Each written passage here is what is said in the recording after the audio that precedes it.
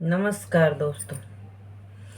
रामायण की कथा ऐसी है कि जिसको ना तो बोलते हुए थकता है, ना ही सुनते हुए कान थकते हैं। तो इसका कोई अंत नहीं है, इतनी कहानियां हैं इसमें और सभी लाभकारी हैं।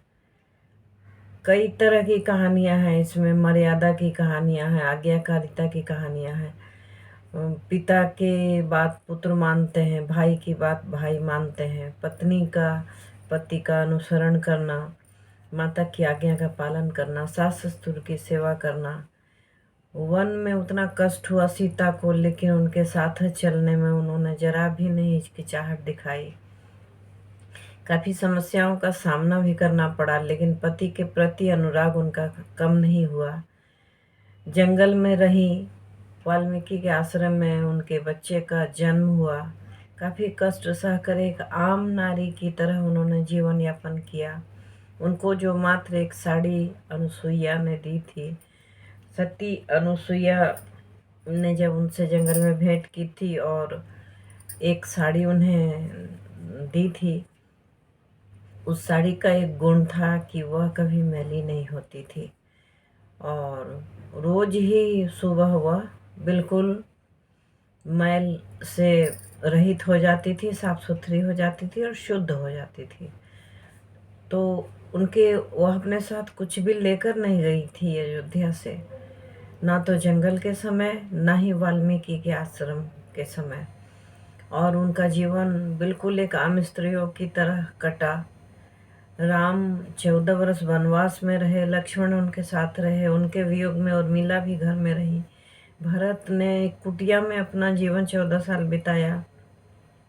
पिता का स्वर्गवास हो गया, माताएं किसी तरह अपना दिन काट रही थी और अयोध्यावासी तो जैसे श्रीहीन हो गए थे, धनहीन हो गए थे भगवान के जाने के कारण।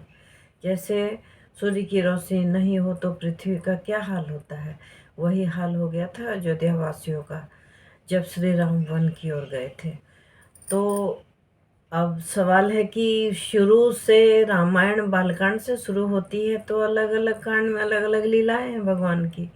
तो बालकांड में उनके जन्म के लिए यज्ञ हुआ, तपस्या हुई, यज्ञ हुआ और राजा दशरथ का राज्य था और उनका शासन था। और उसके बाद जब पुत्र का जन्म हुआ, तो जन्म के समय में भगवान को तो अवतार लेना था, क्योंकि दुष्टों का संहार करना था। बहुत सारे दुष्ट थे जिनका संहार भगवान ही कर सकते थे। तो वह विष्णु रूप थे। सभी जानते हैं हम लोग कि विष्णु का ही अवतार थे राम। 10 अवतार है उनका और अभी उनका कल्कि रूप चल रहा है। तो ये रामावतार की कथा है जो त्रेता में हुआ और उसके बाद यही कृष्ण बने द्वापर में। तो जब इनका जन्म हुआ कौशल्या के गर्भ से, तो बड़े आश्चर्य की बात थी कि भगवान, जो स्वयं भगवान पूरी दुनिया को जन्म दे सकते हैं, वह भी माता के गर्भ में रुके 9 महीने और उनका जन्म हुआ जैसे जन्म होता है।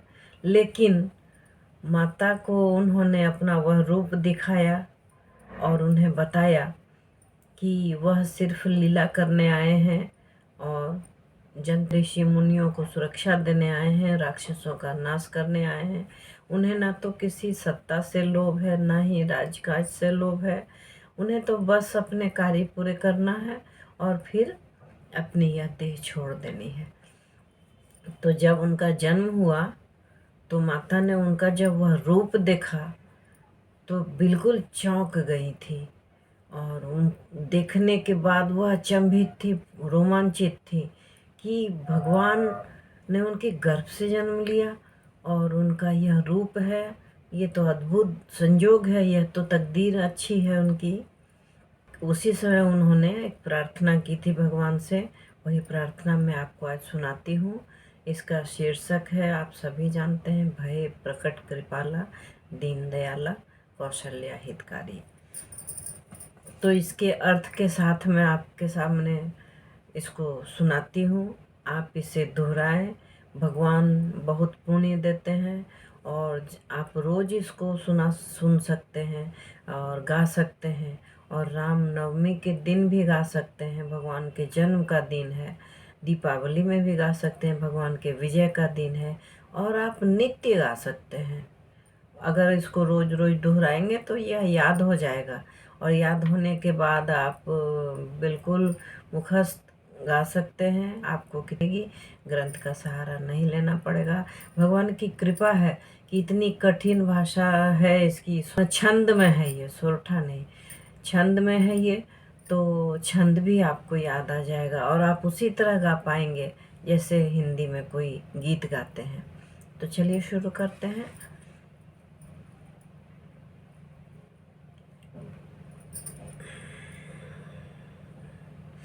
भय प्रकट कृपाला दीन दयाला कौशल्या हितकारी, हर्षित महतारी मुनि मनहारी अद्भुत रूप निहारी। भगवान प्रकट हो गए।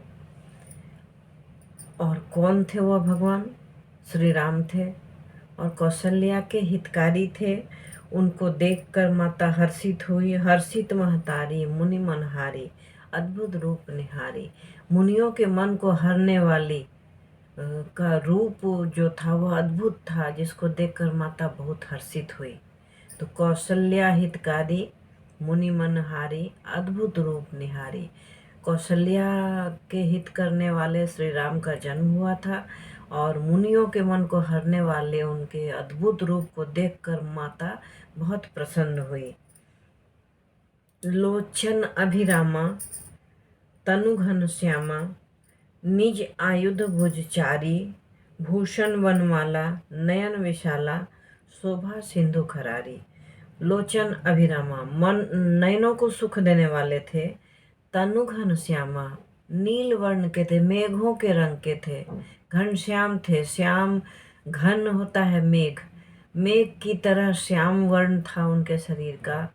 और भूषण वनमाला, आयुध भुजचारी, अपनी भुजाओं में, चारों भुजाओं में विभूषण वनमाला नयन विशाला विशाला, शोभा सिंधु खरारी।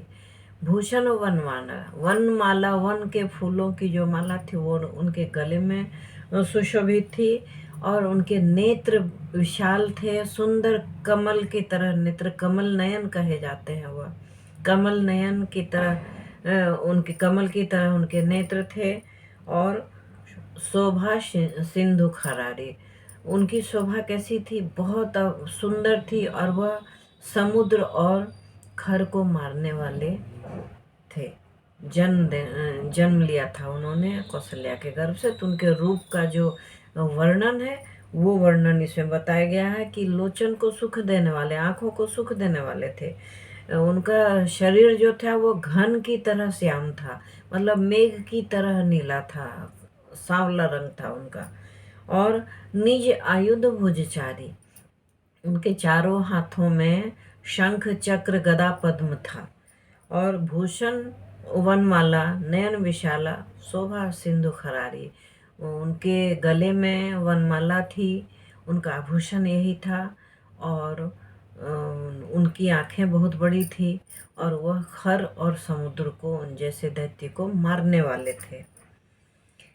कह दुई कर जोरी अस्तुति तोरी, कई विधि करऊं अनंता, माया गुण ज्ञाना तीत अमाना, वेद पुराण भनंता। माता ने दोनों हाथ को जोड़कर कहा कि हे भगवान, मैं आपकी वंदना किस प्रकार करूं, मेरे पास शब्द नहीं है। माया गुण ज्ञानातीत अमाना, वेद पुराण भनंता, क्योंकि वेद और पुराण ने तुम्हें माया गुण और ज्ञान से परे बताया है और परिमाण से भी परे बताया। मतलब आपका ना तो कोई नाप है, ना तौल है, ना आपकी लंबाई किसी को मालूम है, ना चौड़ाई मालूम है। आप विश्व रूप हैं। तो आपकी प्रार्थना मैं कैसे कर सकती हूँ, किस तरह से करूं, जो सभी वेद पुराण भी आपके गुण को गाने में अक्षम हैं। और आप सभी रंग रूप परिमाण से परे हैं, सभी मोह माया से परे हैं। उसके बाद है कि करुणा सुख सागर सब गुण आगर, जेहि गावहि श्रुति संता, सो मम हित लागी जन अनुरागी, प्रगट भय श्रीकंता। कि करुणा सुख सागर, करुणा और सुख के सागर हैं और सभी गुणों से भरे हुए हैं। आगर समुद्र, सभी गुणों के समुद्र हैं। जेहि गावहि श्रुति संता, जिसे सभी सुनते हैं और श्रुतियाँ गाती हैं और संत भी गाते हैं और सुनते हैं। सो मम हित लागी, वह मेरे हित के लिए। मैं निसंतान थी, मैं निर्वंश थी, तो मेरे सुख के लिए आपने जन्म लिया। और श्रीकंता मतलब लक्ष्मी के पति ने मेरे उदर से जन्म लिया। ब्रह्मांड निकाया निर्मित माया, रोम रोम प्रतिवेद कहे। मम उर सोबासी यह उपहासी, सुनत धीर मति थिर न रहे। कि ब्रह्मांड निकाया निर्मित माया, जो ब्रह्मांड का निर्माण करने वाले थे वही अगाध शरीर वाले, बड़े मन वाले, विचार वाले, और जिनका रोम रोम जो है वह वेदों का बखान कर रहा है। वेद उसी से लिखे जा रहे हैं, हर रोम में एक वेद है। तो उनका तो कोई और छोर नहीं है। और वह भगवान जो ब्रह्मांड के आकार के हैं, ब्रह्मांड उनके अंदर है, रोम रोम प्रतिवेद कहे। वेद जो है उनके गुण का बखान करता है और वह किसी के भी वश में आने वाले नहीं हैं। ऐसे भगवान मेरे उदर में 9 महीना रुके। यह तो सुनने में ही और कहने में ही उपहास की बात है। और यह सुनकर जो स्थिर मन वाले साधु संत होते हैं उनकी भी मति स्थिर नहीं रह सकती है, मतलब विश्वास नहीं हो सकता है। उपजा जब ज्ञाना प्रभु सुकाना, चरित बहुत विधि किन्न चहे। कही कथा सुनाई मात बुझाई, जे प्रकार सुत प्रेम लहे। तब जब भगवान ने देखा कि माता कौशल्या का माता को ज्ञान प्राप्त हो गया, तब उन्होंने बहुत तरह की कथाएं कहीं, पूर्व जन्म की कथाएं कहीं, आने का मकसद बताया। और उसके बाद अपना जो प्रेम था वह दर्शाया, जिस प्रकार से उनको सुख प्राप्त हो, किस लिए उनका जन्म हुआ है, ये उन्होंने बताया। वात्सल्य अपना फैलाया और कहा माता से कि आप अपने पुत्र के समान मुझे प्रेम करें, जैसे आपका पुत्र हो मैं भी आपका पुत्र ही हूँ। आप उसी तरह से मुझ पर प्रेम लुटाएं। माता पुनि बोली सोमति डोली, तजहु तात यह रूपा। कि जय शिशु लीला अति प्रिय शीला, यह सुख परम अनुपा। तब माता फिर बोली कि हे भगवान, किसी तरह से अपने बुद्धि को वश में करके वह बोली कि हे भगवान, हे तात, यह रूप आप त्यागिए और यह रूप त्याग कर आप शिशु लीला कीजिए। अति प्रिय शीला, यह सुख परम परम अनुपा। आप यह बिल्कुल रूप और गुण, बच्चे के गुण के अनुसार कार्य कीजिए, यह बहुत बड़ा सुख है। सुनी बचन सुजाना रोदन ठाना। माता की यह बात सुनकर साधुओं के स्वामी, संतों के स्वामी, ज्ञानियों के स्वामी, और उन्होंने बाल लीला शुरू कर दी। और क्या कहा, रोना शुरू कर दिया, रोदन शुरू कर दिया। यह चरित जे गावही हरि पद पावही भवकूपा। सुनी बचन सुजाना रोदन ठाना, हुई बालक सुरभूपा। जो देवताओं के भी राजा थे, ऋषियों महात्माओं को सुख देने वाले थे, वह श्री राम बाल रूप में आए और रोने लगे। यह चरित जे गावही हरि पद पावही, तेन परहि भवकूपा। जो यह चरित्र गाता है वह हरि के चरणों में स्थान पाता है और वह जन्म मरण के भवकूप में नहीं पड़ता है, भव सागर के में नहीं डूबता है। अब एक दोहा है लास्ट में। विप्रधेनु सुर संत हित, लिन्न मनुज अवतार, निज इच्छा निर्मित तनु, माया गुण गोपार। कि ब्राह्मण गो देवताओं और संतों के हित के लिए ने प्रभु ने अपनी इच्छा से अवतार लिया है। यह वह माया और उनके गुण और इंद्रियों से परे हैं। उनका शरीर अपनी इच्छा से बना हुआ है। तो ये है भगवान के जन्म की कथा। और माता ने जब अपने गर्भ से उनको जन्म दिया, जन्म लेते ही भगवान देव रूप में आ गए। और सोचिए तो एक तरह से भगवान जैसे ही उन्होंने मुख खोला, उनको ब्रह्मांड दिखा उसमें, और माता देखकर तो अचंभित रह गई। और इसी तरह से कृष्ण जन्म के समय की भी कथा है, बस समान ही है। उस तरह से अपनी माँ के माया मोह का अंत किया और उन्हें बताया कि उनका जन्म जो हुआ है वो सुर और संतों की रक्षा के लिए हुआ है और असुरों के नाश के लिए हुआ है और आपके हित के लिए हुआ है। आपको भी पुत्र का वरदान मिला था, तो वह भी इच्छा पूरी करनी थी। और आपके गर्भ से ही जन्म लेकर मैं एक मनुष्य रूप में ही अपने सारे कर्तव्य करना चाहता था, और लेकिन अपनी वास्तविकता उन्होंने कौशल्या को बतलाई थी। यह देखकर, यह सुनकर माता अचंभित रह गई। उन्होंने प्रार्थना शुरू कर दी और उनका जब ज्ञान नेत्र खुला, यह देखकर भगवान फिर बाल रूप में आ गए और उन्होंने रोना शुरू किया।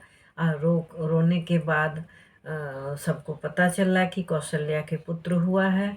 और इस तरह से भगवान के जन्म की कथा संपन्न हुई। यह कथा इतनी अमूल्य है, ज्ञान और धर्म देने वाली है कि इसकी कथा जब आप पढ़ते हैं और सुनते हैं तो आप सारे मोह और दुख सबसे परे हो जाते हैं और इस जन्म मरण के भव सागर से पार निकल जाते हैं। तो ये कथा आपको कैसी लगी? कुछ अपनी अवधि की चौपाई और उसके अर्थ को मैंने बताया और कुछ अपनी भाषा में इसको व्यक्त किया। मेरी अभिव्यक्ति अगर आपको अच्छी लगी है तो लाइक ज़रूर करें, शेयर करें। चैनल में नए हैं तो सब्सक्राइब करें।